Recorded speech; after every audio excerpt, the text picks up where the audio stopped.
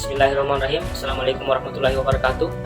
Yang terhormat Bapak Anas Arfandi, SPD MPD selaku dosen pengampu mata kuliah evaluasi pembelajaran serta rekan-rekan mahasiswa yang sama berbahagia.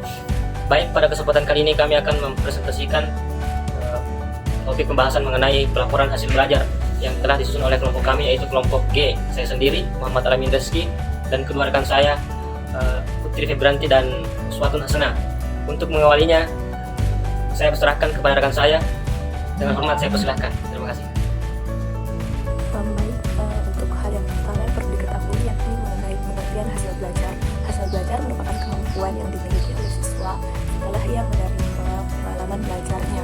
Dan kemampuan tersebut mencakup aspek kognitif, afektif, dan psikomotorik. Laporan pencapaian kemajuan belajar secara menyeluruh menggambarkan kualitas pribadi siswa sebagai internalisasi dan kristalisasi belajar melalui sebagian kegiatan baik intra maupun ekstrakurikuler pada kurun waktu 1 semester. Nah, pada dasarnya pelaporan kegiatan hasil belajar ini merupakan kegiatan untuk mengkomunikasikan dan menjelaskan hasil penilaian guru tentang penambahan perkembangan anak.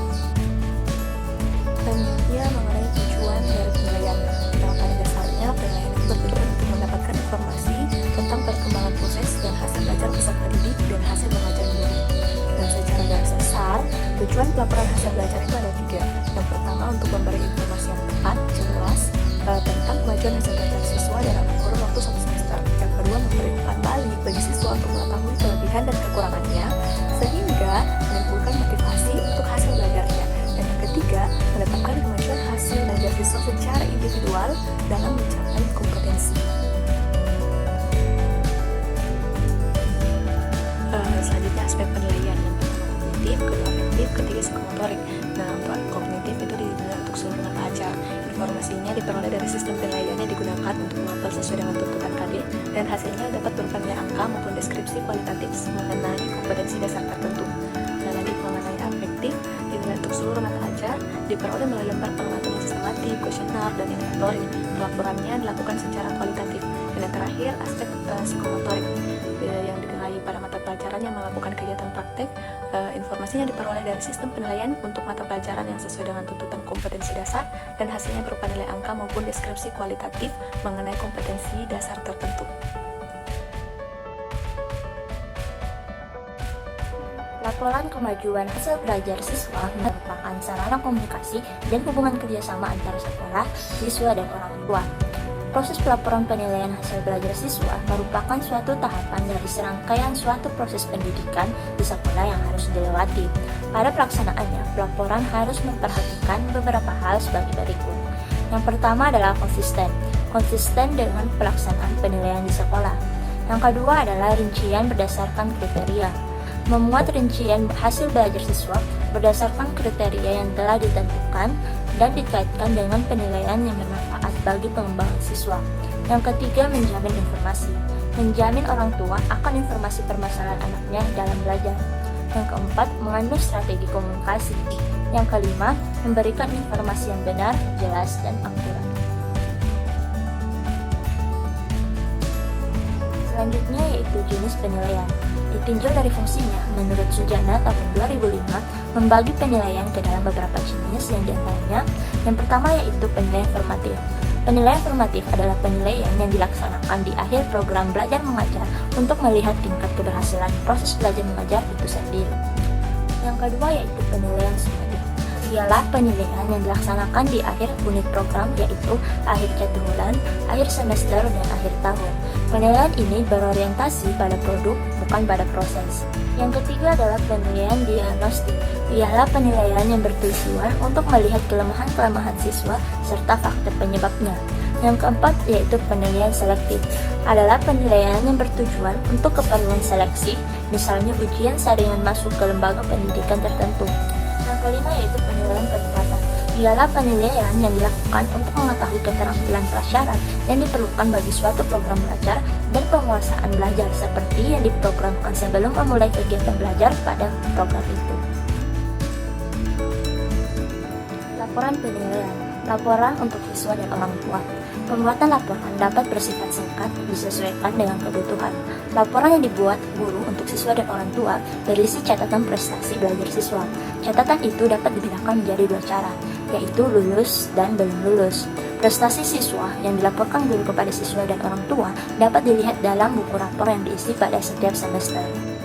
Yang kedua, laporan untuk sekolah. Guru juga harus membuat laporan untuk sekolah sebagai lembaga yang bertanggung jawab terhadap berlangsungnya proses belajar mengajar. Oleh karena itu, pihak sekolah berkepentingan untuk mengetahui catatan perkembangan siswa yang ada di dalamnya. Laporan yang dibuat guru untuk pihak sekolah sebaiknya lebih lengkap. Guru tidak semata-mata melaporkan prestasi siswa, tetapi juga menyinggung problem kepribadian mereka. Laporan tidak hanya dalam bentuk angka, tapi juga dalam bentuk deskripsi tentang siswa. Terakhir, laporan untuk masyarakat. Pada umumnya, laporan untuk masyarakat berkaitan dengan jumlah lulusan sekolah. Setiap siswa yang telah lulus membawa bukti bahwa mereka telah memiliki suatu pengetahuan dan keterampilan tertentu. Namun, pengetahuan dan keterampilan yang diperoleh oleh siswa dari suatu sekolah tidaklah sama. Tingkat keberhasilan ini dinyatakan secara lengkap dalam laporan prestasi. Nah, dalam poin atau slide saat ini, dijelaskan mengenai manfaat dari penelitian ini. Yang pertama itu untuk siswa. Informasi hasil belajar dapat dimanfaatkan siswa untuk mengetahui kemajuan hasil belajar diri, mengetahui konsep-konsep teori yang belum dikuasai, memotivasi diri untuk belajar lebih baik, dan memperbaiki strategi belajar. Nah, untuk memberi informasi yang akurat agar dapat dimanfaatkan oleh siswa seoptimal mungkin, maka laporan yang diberikan kepada siswa harus berisi yang pertama itu hasil pencapaian belajar siswa, kekuatan dan kelemahan siswa dalam semua mata pelajaran, dan minat siswa pada masing-masing mata pelajaran. Yang kedua itu untuk orang tua. Informasi hasil belajar dimanfaatkan oleh orang tua untuk memotivasi anak agar belajar lebih baik.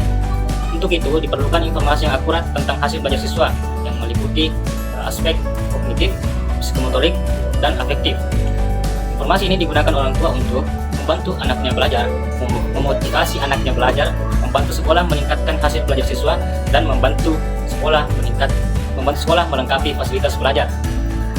Dan yang ketiga itu untuk guru dan kepala sekolah.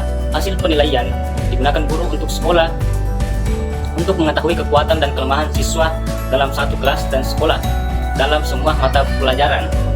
Hasil penilaian harus dapat mendorong guru untuk mengajar lebih baik, membantu guru untuk menentukan strategi mengajar yang lebih tepat, dan mendorong sekolah agar menyediakan fasilitas belajar yang baik. Nah, selanjutnya pada slide ini bisa dilihat bagaimana contoh laporan hasil belajar. Nah, di mana pada laporan ini berisi mengenai informasi singkat peserta didik. Selain itu, dalam laporan juga diberikan penilaian hasil belajar berdasarkan beberapa aspek. Yang pertama itu aspek kognitif, aspek psikomotorik, dan aspek afektif.